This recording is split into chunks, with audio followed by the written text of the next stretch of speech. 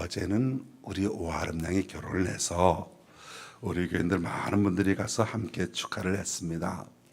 참 감사했습니다. 그동안은 조금 마음이 안타까웠던 것, 교인들 간에 무슨 애사, 경사가 있을 때 그렇게 성도들끼리 많이 참석하지 않아서 조금 그것이 마음이 불편하고 힘들고 그랬었는데, 이제는 우리가 무슨 교회에서 무슨 성도들 간에 안 좋은 일이 있어도 모든 성도들이 함께 참석해서 위로해주고, 그리고 함께 웃고 울고 이렇게 축하해주는 모습을 보면서 너무나도 기뻤고, 정말 이제는 교회다운 모습이 되어져 가는구나 라고 하는 생각이 들었습니다. 이렇게 다 함께 마음을 같이 해주셔서 우리 성도들 간에 함께 위로해주고 격려하고 축복하는 것 너무나도 좋고, 우리 교회가 더욱 그런 교회가 되었으면 좋겠습니다. 그래서 그 아름이가 결혼을 하게 되면서 제가 오늘 설교 말씀을, 그래도 제가 주례를 쓴 건 아니지만 축복의 말은 해야 되겠다, 교인들 모두에게 축복이 되는 말을 해야 되겠다라고 하는 뜻에서 창세기 있는 말씀으로 오늘 어제 주보 오전에 보신 분들은 알 겁니다. 오전에 주보에 올린 것하고 그리고 오후에 올린 것하고 주보 내용이 싹 바뀌어졌어요. 오전에는 아름이나 그리고 우리 여전도연들 모든 사람들을 축복하는 의미에서 천만인의 어머니가 될지어다 라고 하는 축복의 말을 전했는데, 이제 결혼식이 끝나고 아름이가 한창 바쁜데 저한테 문자를 보내왔어요. 목사님 와주셔서 감사합니다. 그러면서 이렇게 하길래 여기가 바쁜데도 이렇게 보내나 하면서, 그러면서 다음 주에 오겠다고 해서, 그러면 천만인의 어머니가 되라 라고 하는 말씀은 다음 주에 한번 하는 게 좋겠다 싶어서 부랴부랴 제목을 바뀌게 되었고 본문을 바뀌게 되었던 겁니다. 근데 여러분, 오늘 본문 바뀌게 되었다고 해서 갑작스럽게 날조에 만드는 것이 아니고, 제 인생에서 가장 힘이 되는 말씀이요, 제가 너무나도 좋아하는 말씀이요, 제 인생에서 이 말씀 붙들고 일어서는 말씀이기에 오늘 이 말씀을 함께 나누고자 합니다. 시편 146편 1절 5절. 특별히 주일 설교로 말씀드린 적은 없습니다만 이 말씀을 좋아한다고 여러분에게 많은 고백을 했던 적이 있었습니다. 자, 시편의 말씀입니다. 시편 1편에서 150편은 대부분 다윗이 쓴 시입니다.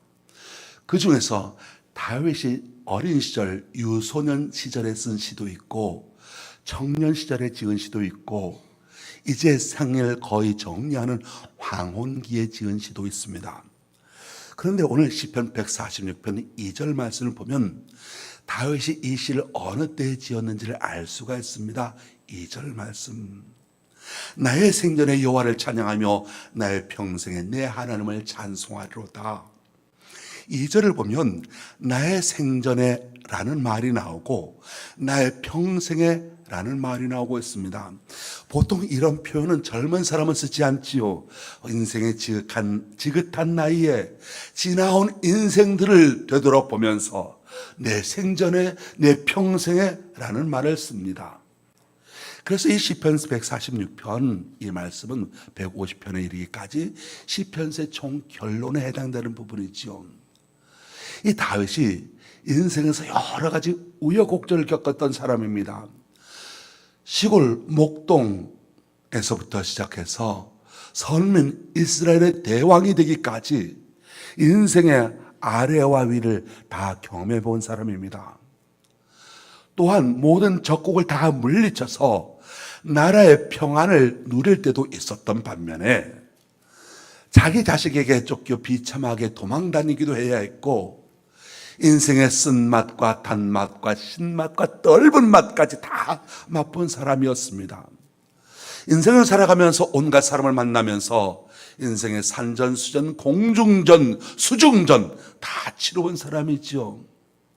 이렇게 인생의 대부분을 살아오면서 이제는 인생의 모든 지혜와 경험이 성숙했을 때 인생에서 얻은 값진 교훈을 바로 오늘 146편에 기록해 주고 있습니다. 다윗이 인생을 정리하면서 자기 인생 말년에 우리 인생에게 주는 교훈이 무엇이겠습니까? 한마디로 말하면 하나님께 소망을 두라는 겁니다. 하나님께 소망을 두는 자가 복이 있다고 말하고 있습니다.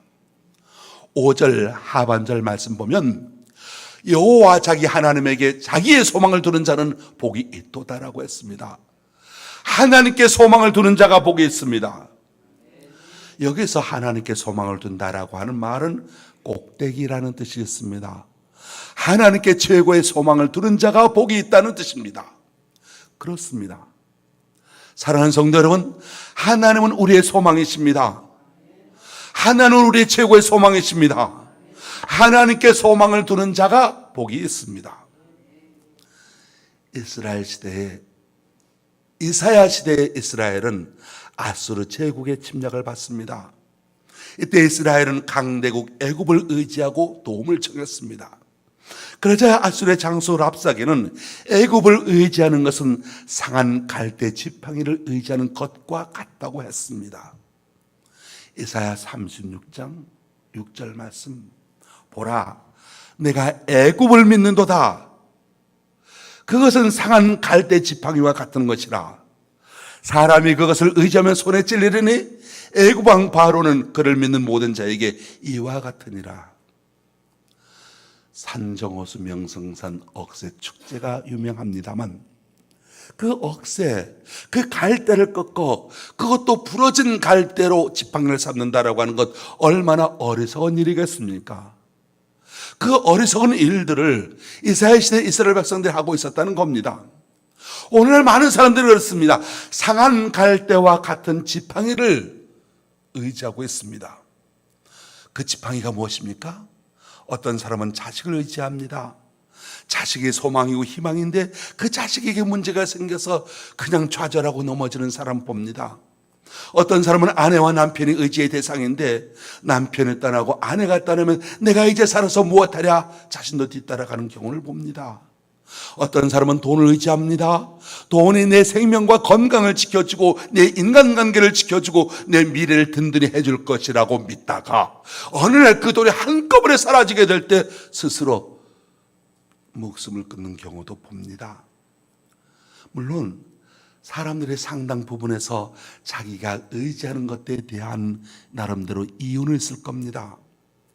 북한의 지도자 김정일은 미국과 같은 강대국으로부터 자신을 보호하려고 핵무기가 있어야 된다고 핵을 제조하고 핵무기 실험을 해서 그래서 핵무기가 자기의 지팡이라고 외국의 침략으로부터 안전하게 지켜준다고 믿고 있습니다. 그런데 그것이 상한 갈대가 아니겠습니까? 미국이 우리를 지켜줄 것이라고 믿으며 한미 군사 작전 통제권을 미국으로부터 가져와서는 안 된다라고도 합니다. 애굽을 의지하는 것이 상한 갈대라고 한다면 미국을 의지하는 것 역시 상한 갈대를 의지하는 것과 같습니다.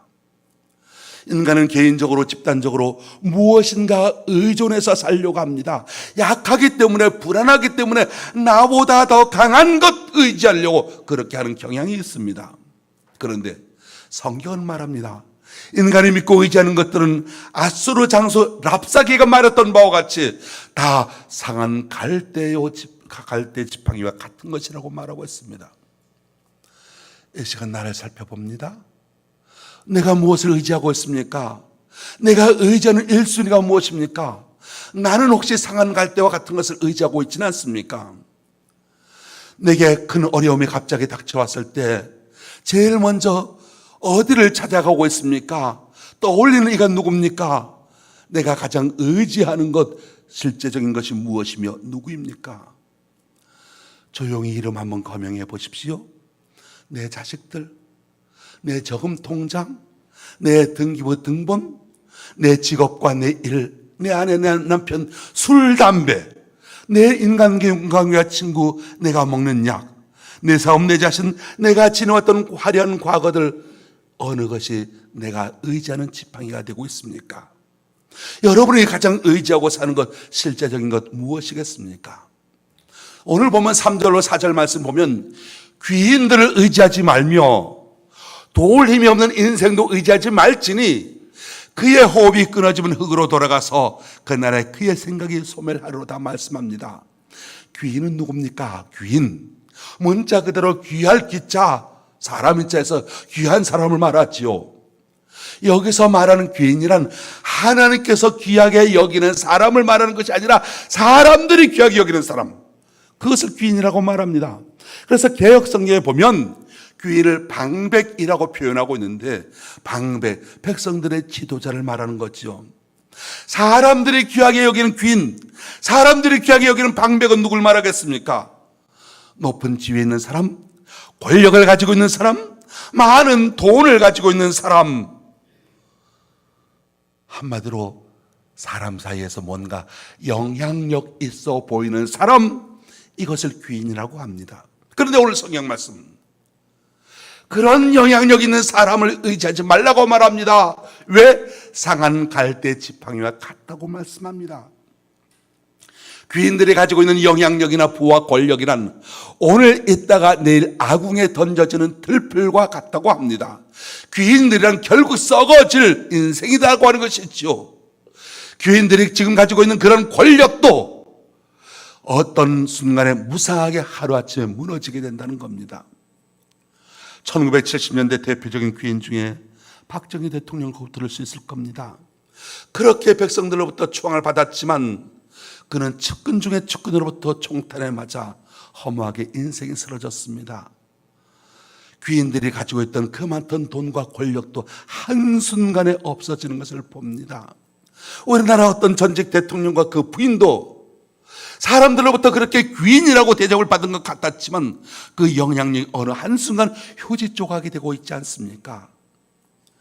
귀인이 가지고 있는 그 영향력, 방백들이 가지고 있는 그 권력도 물거품과 같이 사라진다라고 성경은 말하고 있습니다. 귀인들 자신이 돈을 가지고 행세하고 권력을 가지고 행세하다가 마지막 비참하게 인생의 종집을 찍어가는 사람 전 세계적으로 얼마나 많이 있습니까? 그래서 성경은 말합니다. 귀인들을 의지하지 말라. 속칭 사람들이 귀인이라고 여겨지는 귀인들이 가지고 있는 돈과 물질과 권력을 의지하지 말라, 힘을 의지하지 말라 말씀하고 있는 겁니다. 세상에 주는 영향력을 붙잡지 말라는 거죠. 오늘날 인생들은 이 성경의 가르침과는 반대로 세상에 속한 사람이나 세상에 속한 힘이나 세상이 가지고 있는 것들을 얼마나 많이 의지합니까? 사람들이 위기의 순간에 하나님을 그렇게 찾지 않습니다. 하나님을 찾지 않습니다. 얼마나 많은 사람이 돈, 힘 하면서 그 상한 갈대기 같은 지팡이를 잡고 의지하려고 하겠습니까? 잠깐 이 개척의 역사를 말씀드리면, 우리 교회 개척할 때 이곳에 땅을 사고 건축할 때 서울 어느 큰 교회에서 도와주기로 약속을 했었습니다. 도와주기로 약속했고, 기왕 시작하는 거 저는 여기다가 조리식 판넬로 비바람 피하고 그리고 거기서 무릎 꿇고 시작을 하려고 했습니다만, 그 큰 교회에서 말하기를 제대로 짓고 제대로 지원해 줄 테니까 제대로 하자라고 얘기를 했었습니다. 그러다 보니까 어떻게든 설계가 이렇게 나오기까지 되었고 했습니다. 결과는 뭡니까? 한 푼 1원 한 장 돈 받은 적이 없고 도와주질 않았습니다. 그때 제가 했던 거 마지막 깨달은 것이 바로 오늘 시편 140편 말씀입니다. 사람을 의지해서는 안 되겠다. 하나님을 찾아야 되겠다. 하나님 붙들어야 되겠다. 해서 그 어디서 돈 반 받고 오늘 우리 교회가 이렇게 세워져 오게 되었던 겁니다. 오늘날 많은 사람들이 그렇습니다. 오늘 많은 교인들이 그렇습니다. 하나님을 믿는 믿음은 그냥 호주머니 속에 집어넣은 채 어디 나를 도와줄 사람이 없을까? 세상적인 영향력 있는 사람 어디 없을까를 찾습니다. 근데 성경은 말합니다. 그렇게 하느니 하나님을 죽기 전 살기로 찾아보라는 겁니다. 하나님께서 도우신다는 것이지요. 인생을 의지하지 말라 말씀합니다. 오늘 시편 146편 3절 하반절에 도울 힘이 없는 인생도 의지하지 말지니라고 말합니다. 인생을 의지하지 말라. 왜 인생을 의지하지 말아야 되겠습니까? 4절 말씀, 그의 호흡이 끊어지면 흙으로 돌아가서 그날에 그의 생각이 소멸하리로다. 의지한다는 건 든든하다고 여겨지기 때문에 의지하는 것인데, 어느 날 갑자기 그 의지하던 것이 허망하게 무너지게 된다는 겁니다. 호흡이 끊어지게 되고 즉시 흙에 묻히게 된다는 겁니다. 이사야 2장 22절 똑같은 말씀을 하고 있습니다. 너희는 인생을 의지하지 말라. 그의 호흡은 코에 있나니 새말 가치가 어디 있느냐라고 말합니다.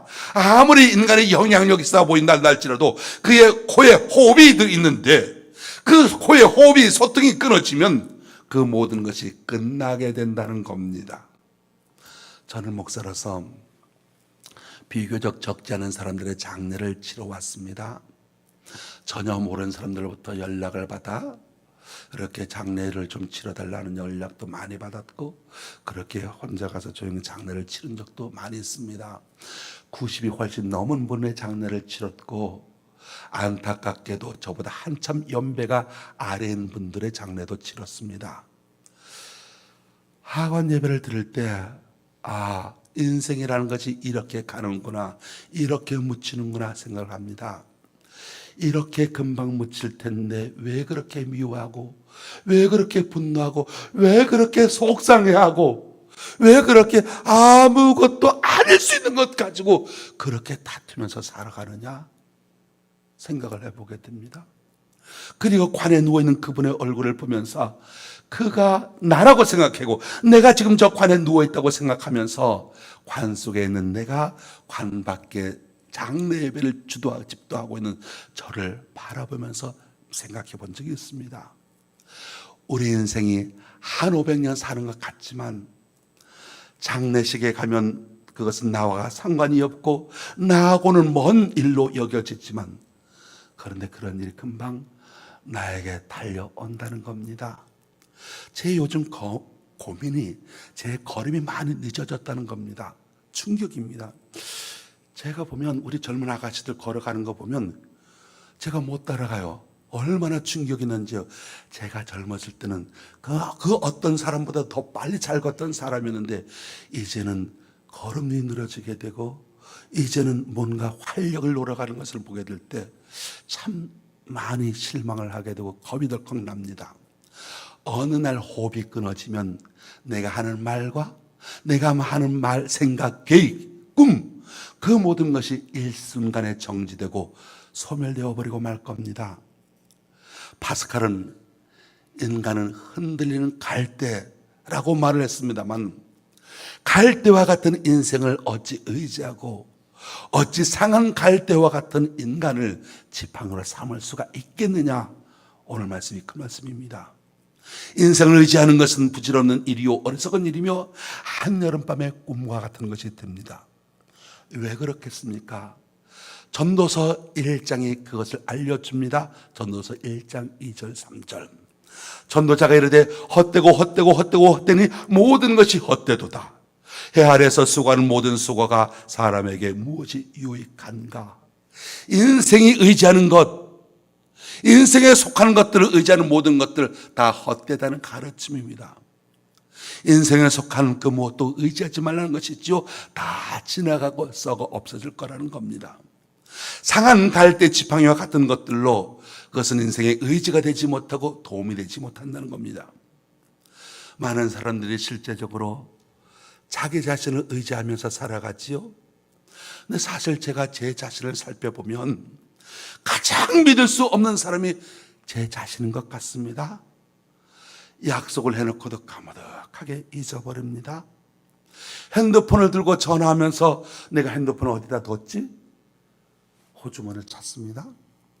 이 방에 있다가 저 방으로 갔는데 내가 왜 이 방으로 와야 되는지 이것을 잊어버려서 다시 있던 자리로 가서 한참 생각해보다 그것 때문에 갔었구나. 그 목적이 겨우 생각나기도 합니다. 분명히 내가 그것을 했으면서 누가 보면 나 안 그랬다고 그렇게 강변한 적도 있습니다. 한참 후에 생각을 해보면 내가 그랬을 수 있었겠다. 내가 그랬을 수도 있겠는데 왜 안 했다고 했을까 하면서 내 자신의 불안전함을 다시금 절박하게 느낍니다. 저는 제 자신을 믿지 못합니다. 인생에 속한 것들은 그 어떤 것이든 궁극적으로 믿을 수 없다는 것을 깨닫습니다. 의지하려고 보면 상한 갈대기 지팡이와 같은 것이어서 결국은 낭패만 당하게 될 뿐이라는 겁니다. 그렇습니다. 사람이라는 것은 강해 보이지만 약한 존재입니다. 살아계시고 위대하신 강하신 하나님께 소망을 두고 하나님을 의지해야 합니다. 그래서 오늘 본문 5절 상반절 말씀 보면 야곱의 하나님을 자기 도움으로 삼으라 말씀합니다. 야곱의 하나님을 자기 도움으로 삼으며라고 말씀합니다.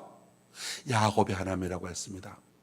성경에 보면 보통 아브라함의 하나님, 이삭의 하나님, 야곱의 하나님이라고 이렇게 같이 아브라함과 이삭과 야곱의 하나님이라고 같이 이렇게 묶어서 나갑니다.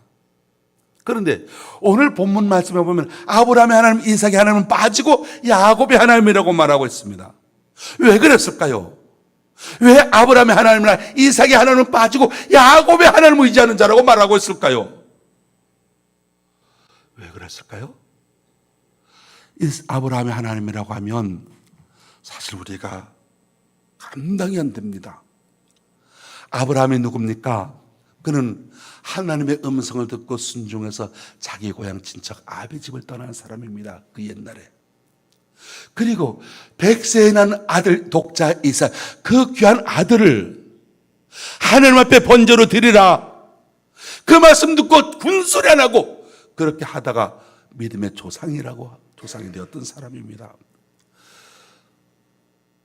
목숨은커녕 11조 내는 것도 아까워하는 우리의 신앙으로서는 아브라함의 10분의 1, 100분의 1, 1000분의 1도 그 믿음 따라가지 못합니다. 그러면 아브라함처럼 믿으라고 한다면 참 우리가 어떻게 자신 있게 말할 수 있겠습니까? 오늘 본문에서 아브라함이 하나님이라고 했다 한다면 우리는 정말 낙심하게 될 거 말 겁니다. 그러면 이삭이 하나님 어떤 분입니까? 이삭은 순종한 아들이었습니다. 다 장성 20몇 살 그 아들, 그리고 127세 된 그 아버지가 어떻게 자기를 죽이려 할 때 싫어요 하면 얼마든지 힘으로 이겨낼 수 있었습니다. 그런데 아브라함의 아들 이삭은 아브라함이 순종했던 것과 같이 순종의 아들이었습니다. 하나님 앞에 순종하는 믿음을 가졌습니다. 그래서 이삭의 하나님이라고 할 때도 우리가 그와 같은 순종 못 따라갈 것 같습니다. 그런데 야곱의 하나님이라면 어떻게 좀 해볼 것 같습니다. 우리에게 자신감을 가져다 줍니다. 야곱은 어떤 사람이었습니까? 야곱이라고 하는 이름의 뜻은 발 뒤꿈치를 잡다, 속이는 자, 사기꾼, 이런 뜻을 가지고 있습니다. 실제로 그는 형을 속였습니다. 아버지를 속였습니다. 빼앗는 자, 장자의 명분을 빼앗았습니다. 그리고 자기 고향을 떠나 도망칠 때 베델 들판에서 하나님 앞에 기도를 합니다. 하나님, 저를 보호하여 주시고 지켜 주옵소서. 다시 고향으로 돌아갈 때도 형 에서가 두려웠습니다. 나복강 나루터에서 기도하지요. 하나님, 저를 지켜 보호해 주세요. 자, 여러분, 그렇게 되니까 어떻게 되었습니까?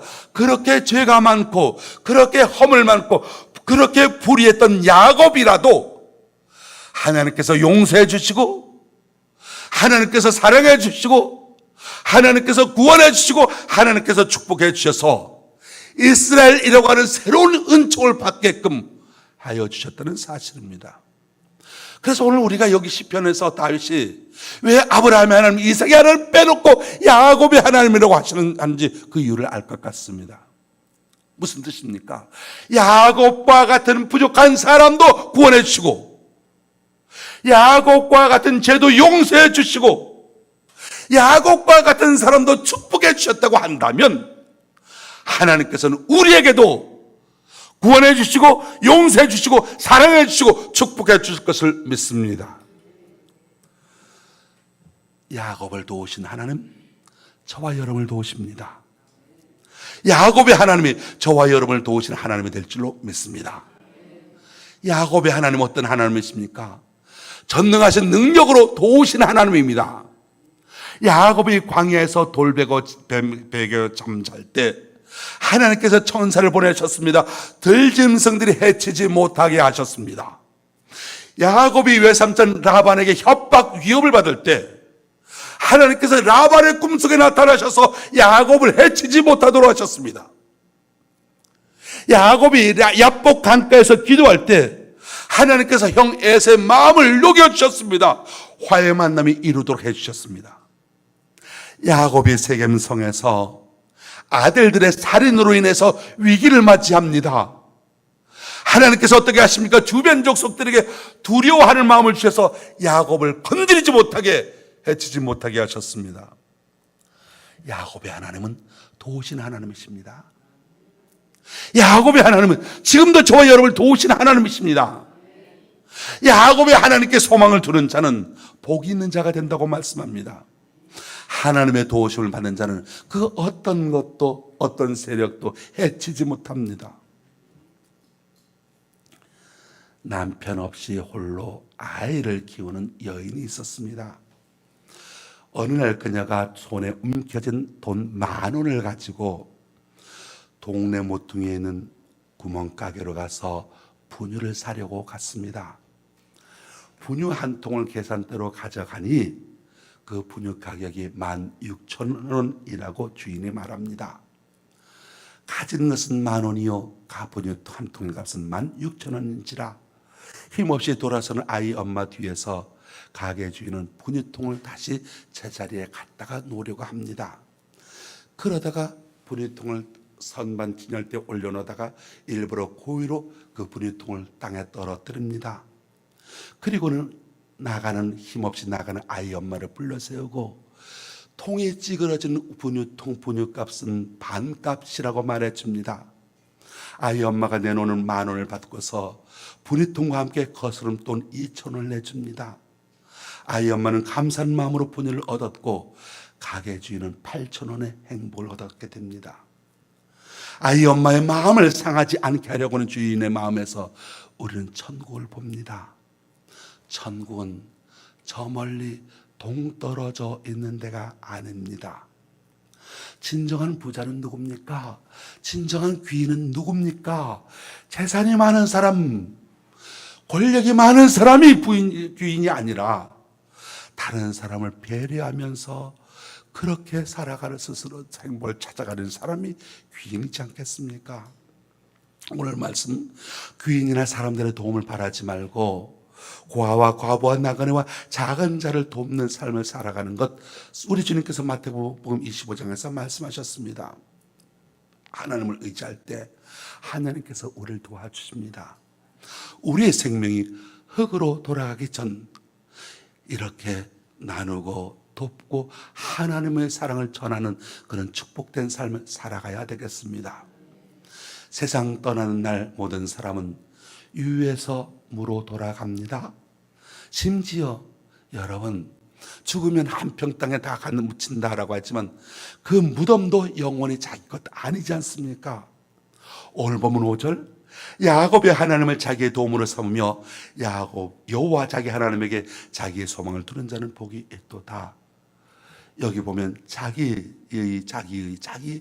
하는 말이, 자기라는 말이 3번 나옵니다. 자기는 누굴 말하겠습니까? 나를 말합니다. 하나님은 나의 하나님이십니다. 나의 하나님에게 도움을 구하고 나의 하나님에게 소망을 두는 자가 복이 있습니다. 이스라엘 아합 왕 때 하나님께서 3년 6개월 동안 비를 내리지 아니하셨습니다. 그때 엘리야가 갈멜산 꼭대기에서 하나님께 기도했습니다. 얼굴을 무릎 사이에 넣고 7번 간절히 기도했습니다. 저 멀리 하늘에서 손바닥만한 구름이 일어났더니 비가 쏟아지기 시작합니다. 비를 내리게 하시는 분 누구십니까? 하나님이십니다. 하나님께서는 비를 내리지 않게도 하시고 비를 내리게도 하십니다. 하나님은 바람과 풍랑이 일어나게도 하시고 바람과 풍랑을 잠잠케도 하십니다. 하나님은 구름으로 해를 가리게도 하시고 하나님은 구름을 치우고 햇볕을 비추게도 하십니다. 엘리야는 하나님의 주권과 능력을 믿고 소망하며 기도했습니다. 하나님께 소망 두는 자는 하나님께서 실망시키지 않습니다. 하나님께서 소망을 이루어 주십니다. 하나님께서 소망을 만족시켜 주십니다. 전에 이런 일이 있었습니다. 브라질 아마존강 밀림에서 큰 산불이 났습니다. 전 세계 산소 공급원인 아마존 밀림에서 큰 산불이 나자 브라질 정부는 물론이고 주변 나라들과 세계 나라들이 달려들어서 그 불을 꺼보려고 했습니다. 그런데 그 불길을 잡지 못했습니다. 그때 하늘에서 폭우가 쏟아졌습니다. 하늘에서 폭우가 쏟아지자 단번에 큰 산불 꺼져버렸습니다. 누가 비를 내렸습니까? 하나님이 내리셨습니다. 이것이 하나님께서 하시는 일입니다. 하나님은 인간이 할 수 없는 일들을 능히 하시는 분이십니다. 그러므로 하나님께 소망을 두는 자는 그러므로 복이 있다. 하나님에게 소망을 두면 위에서 복이 내려옵니다. 하나님께서 위에서 복을 주십니다. 저와 여러분 모두 이 땅에서 삶이 후다닥 지나가 어느새 인생의 황혼이 다가오는 짧은 인생들을 살아갑니다. 이것저것 의지하다가 허송세월하지 마시고 그 상한 갈 때 지팡이 같은 것을 의지하지 마시고 세월이 지나갈수록 나이가 지나갈수록 그제보다는 어제보다는 오늘 더 은총의 하나님, 사랑의 하나님, 자비의 하나님, 긍휼의 하나님 의지하시기 바랍니다. 어려운 일 당할 때에도 실망하고 뒤돌아설 것이 아니라 오히려 하나님을 더 바라보십시오. 욥을 보십시오. 자기의 고통의 꼭지점에 도달했을 때 욥이 뭐라고 고백합니까? 설령 그가 나를 죽이실지라도 나는 그거를 의지하겠다 고백하지 않습니까? 우리 인생 잘 나갈 때도 그렇습니다. 내 인생 푸른 풀밭 푸른 초장 시원한 물가 그런 삶을 살아간다 할지라도 그래도 주님 의지하며 살아가십시오. 우리의 험한 골짜기, 죽음이 넘나드는 사망의 음침한 골짜기에 있을지라도 시련과 고통의 바람이 불어온다 할지라도 더욱더 주님 손 붙잡고 주님 의지하며 살아가십시다. 없어질 것, 썩어질 것, 아침에 이슬방울과 같이 사라지는 것들을 의지할 것이 아니라 전능하신 하나님 바라보며 살아가십시다. 오늘날 세상 사람들은 권력을 믿고 강대국을 믿고 행복을 믿고 자본주의를 믿고 귀인을 믿고 영향력 있는 권세자를 찾고 인생을 그렇게 살아갔지만 우리와 함께 성도 여러분, 특히 오늘 이 예배 시간 이 함께 예배드리고 있는 여러분, 그런 헛된 것들을 의지하지 아니하고 하나님을 붙잡게 되시길 바랍니다. 그러면 우리가 바라는 것을 얻게 됩니다. 우리가 바라는 것을 담게 됩니다. 우리가 바라는 것에 의하여 변화되게 됩니다. 귀인이나 인생을 의지하지 말고 여호와를 의지하는 사람이 복 있는 사람이 됩니다. 하나님을 바라보면 하나님을 얻게 됩니다. 하나님을 바라보면 하나님을 닮게 됩니다. 하나님을 바라보면 하나님에 의하여 변화됩니다. 인내를 가지고 끝까지 바라보면 끝내 그것을 얻게 됩니다. 인내를 가지고 끝까지 노력하면 끝내 그분을 닮게 됩니다. 인내를 가지고 끝까지 하나님 바라보면 마침내 하나님과 하나가 됩니다. 히브리서 11장 1절로 2절, 믿음은 바라는 것들의 실상이요 보이지 않는 것들의 증거니라고 말씀합니다. 선진들이 이로써 증거를 얻었다고 말씀합니다. 히브리서 12장 12절, 믿음의 주요 또 온전케 하신 이인 예수를 바라보자. 그는 그 앞에 있는 기쁨을 이유하여 십자가를 참으사 부끄러움을 개의치 아니하시더니 하나님 보좌 우편에 앉으셨느니라. 골로새서 32장 2절, 위의 것을 생각하고 땅의 것을 생각하지 말라 말씀하십니다. 우리의 소망은 위에 계신 하나님과 예수님이시기에 평생 바라보고 순종하고 찬양하고 충성해야 되겠습니다.